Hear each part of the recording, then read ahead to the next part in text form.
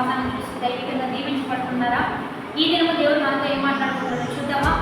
పరిశుద్ధ లేఖన గ్రంథం నుంచి యోబు గ్రంథం 1వ అధ్యాయం 5వ వచనం చదువుకుందాం. దేవుడు బిడ్డలారా, వారి వెండి దినములు పూర్తి కాక యోబు తన కుమారులు పాపము చేసి తమ హృదయములలో దేవుని దూషించురేమో అని వారిని పిలువనంపించి వారిని పవిత్రపరిచి అరుణోదయం లేచి వారిలో ఒక్కొక్కరి నిమిత్తమై దహన బలి అర్పించుచూ వచ్చాను. యోబు నిత్యము ఇలా చేయుచుండెను. ఈరోజు దేవుడు బిడ్డలారా, దేవాది దేవుడు మనతో మాట్లాడుతున్నాడు. ఏమని మాట్లాడుతున్నాడంటే, ఒక తల్లిదండ్రులుగా మనం చేయవలసిన మంచి పని ఏంటో దేవుడు మనకు బయలుపరుస్తున్నాడు. నిన్నటి దినమున మనందరం కూడా మదర్స్ డే సెలబ్రేషన్లో ముందు కొనసాగాం. ఇంకా నెక్స్ట్ మంత్ ఫాదర్స్ డే అని మనల్ని ఘనపరిచే విధంగా దేవాది దేవుడు హెచ్చిస్తూ ఉన్నాడు, మనల్ని ఎంతగానో బలపరుస్తూ ఉన్నాడు. అయితే తల్లిగా తండ్రిగా మనం చేయాల్సిన పని ఏంటో దేవుడు మనతో మాట్లాడుతున్నాడు. దేవాది దేవుడు ఏమని తెలియజేస్తున్నాడంటే, ఇక్కడ యోబు అనే నీతిమంతుడున్నాడు, యథార్థవంతుడున్నాడు.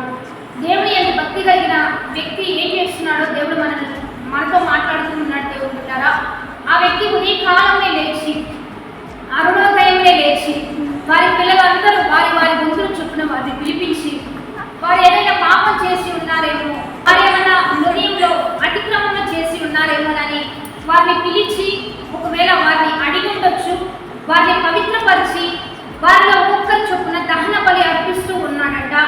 ప్రతిరోజు ప్రతి నిత్యం ఇది చేస్తూ ఉన్నాడంట. దేవుడు బిడ్డలారా, యోబుని దేవాది దేవుడు యోబు మన వంటి మనుషుడే, మనలాంటి సాధారణమైన వ్యక్తే.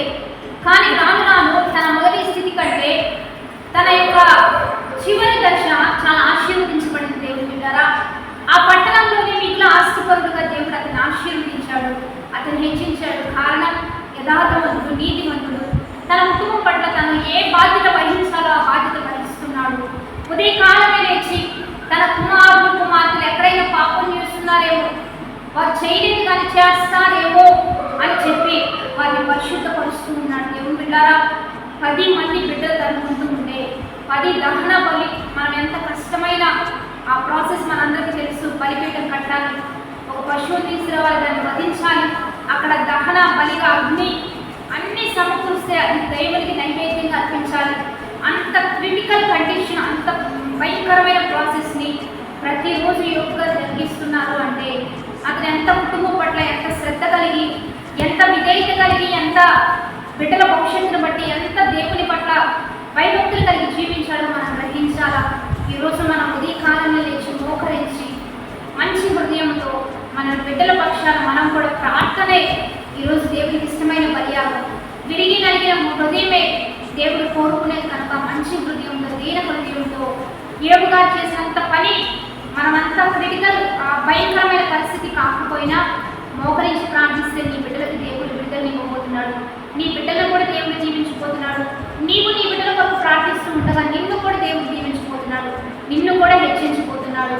వారి గొంతులు చొప్పున వారిని పరీక్షించి పరిశీలన చేసి పరిశుద్ధపరుస్తున్నాడంట.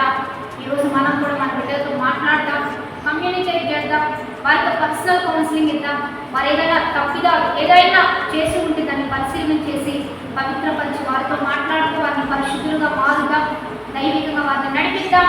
కాబట్టి తల్లిదండ్రులుగా ఈ రీతిగా మన ముందుకు కొనసాగాలని దేవుడే మనతో మాట్లాడుతూ ఉండగా మనందరం ప్రార్థన చేద్దాం. పరిశుద్ధుడా, మహోన్నతుడా, గొప్పదేవా, ఈ దినము మీరు మాతో మాట్లాడిన ప్రతి మాటను బట్టి మీకే మహిమ. ఎంతమందిని ఈ దినము బలపరుస్తున్నారు, ఎంతమందితో మీరు మాట్లాడుతున్నారో ప్రతి బిడ్డల ప్రభావం ఈ రీతిగా మీరు బలపరిచి యోబు వలె మంచి యథార్థత, యోబు వలె మంచి నీతి, మంచిగా దైవత్వం కలిగి ముందుకు కొనసాగే కృప ఒక్కొక్కటి దయచేయండి. వారు ఇచ్చిన బిడ్డలు 2 అయితే 3 అయితే 4 అయినా 10 మంది అయినా ప్రార్థనాపూర్వకంగా ఒక్కొక్కరి నిమిత్తం ప్రార్థించి మంచి దళితులైన తల్లిదండ్రులను ఆశీర్వదింపు చేసి ఫలబద్ధంగా మార్చమని ప్రభువైన యేసుక్రీస్తు నామమున అడిగి వేడుకొని ప్రార్థిస్తున్నాము తండ్రి. ఆమేన్.